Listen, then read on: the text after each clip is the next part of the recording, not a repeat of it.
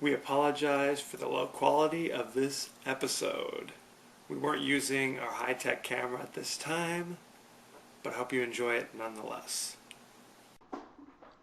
Hi, my name's Kevin Doherty, and this is the first episode of many, hopefully, of the B Movie Club. The idea behind this is that I'm a huge movie fan, and I love talking about movies, love watching them. So I thought I could go back into the archives and talk about movies that maybe we haven't talked about lately. They should be movies that are fun, not necessarily, highbrow entertainment. So basically what we're going to do is I'm going to open it up on Twitter, and we can talk about whatever the movie is of that week. This week we're going to be talking about Waxwork, which a lot of people haven't seen, but is one of my personal favorites. Not a great movie, but definitely a lot of fun. We're not going to be talking about Jane Austen movies. We're not going to be talking about romantic comedies, per se.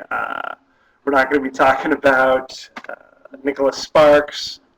I'll give you a little secret. They all die at the end. So there you have it. Spoiler alert.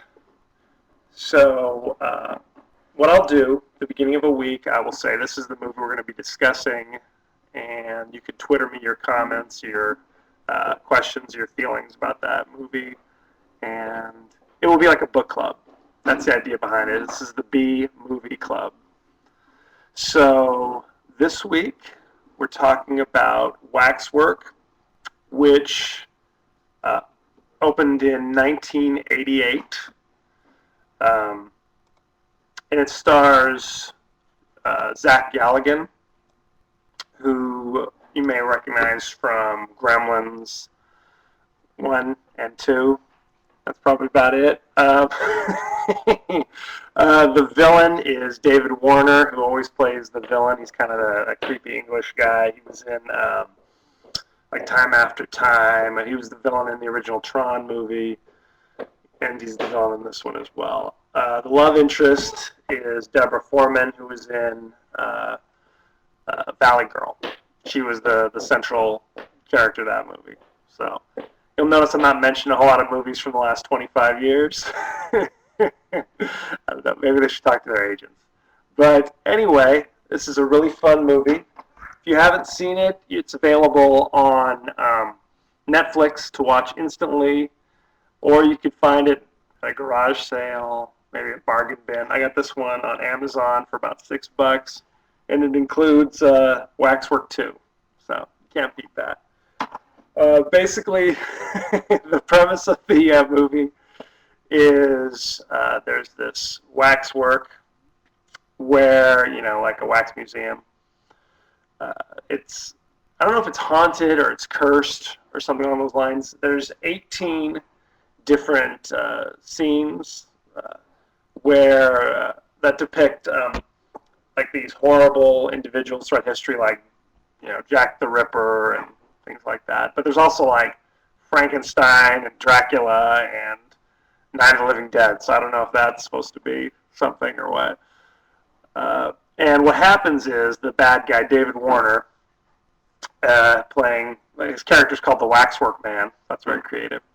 He is trying to basically take unsuspecting people, innocent people, and if he pushes them into the waxwork, then they enter the world of that scene. So if he pushes somebody into the werewolf scene, suddenly that guy's transported into this strange forest, and there's the guy who's the werewolf, and he gets killed. Spoiler alert. And if he does that to each one of these 18 scenes, then all the waxworks will come to life, and then I guess he'll take over the world, or the world will come to an end, or something. little sketchy on that plot point. He's a bad guy, so he's trying to do bad things, evidently. So our heroes, Zach Galligan, who plays Mark, and his buddies, Deborah Foreman and Sarah, they are invited to attend this Waxwork, like a midnight showing, just a few friends. And they go, and a couple of their friends get pushed in, and that's the end of them, and they escape. Mark and Sarah escape and try to alert the police. Of course, nobody believes them, and so they go talk to Zach's, I guess his dad's friend or his uncle or something like that, played by Patrick McNee, who was in the original Avengers series from back in the day. I mean, he's a well-known, famous guy. If you saw him, you know him. And he's in a wheelchair, and he tells Mark all about the secrets of the Waxwork and how they can't let the evil Waxwork man get away with his evil plans. So they go to the Waxwork, and one thing leads to another, and then I don't want to spoil it for you, but there's a twist at the end. So good times. It's supposed to be a horror movie, I guess. I mean, it's basically a comedy disguised as a horror movie. I mean, there's no scenes that are particularly scary. Somebody close to me said that it's kind of a good movie up until the point where it kind of denigrates into this weird S&M fantasy, because Sarah goes into the Marquis de Sade's Waxwork, and there's a lot of her getting whipped. So, good times. Anyway, Rotten Tomatoes gave it a 56% rotten. And audience members liked it to the tune of 49%. So neither one were particularly enthusiastic about it.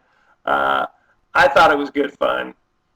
So, again, it's not the King's Speech, but it is fun. And that's kind of what we're looking for here when movies we talk about is fun, you know. They don't have to be great. If they're bad, they need to be really bad, you know, unintentional comedy. So anyway, next week we're going to be talking about RoboCop, so another classic. If you have any comments or questions or want to talk to me about RoboCop, you can reach me at KD9575 at Twitter. That's the B Movie Club, and I hope you enjoy it. And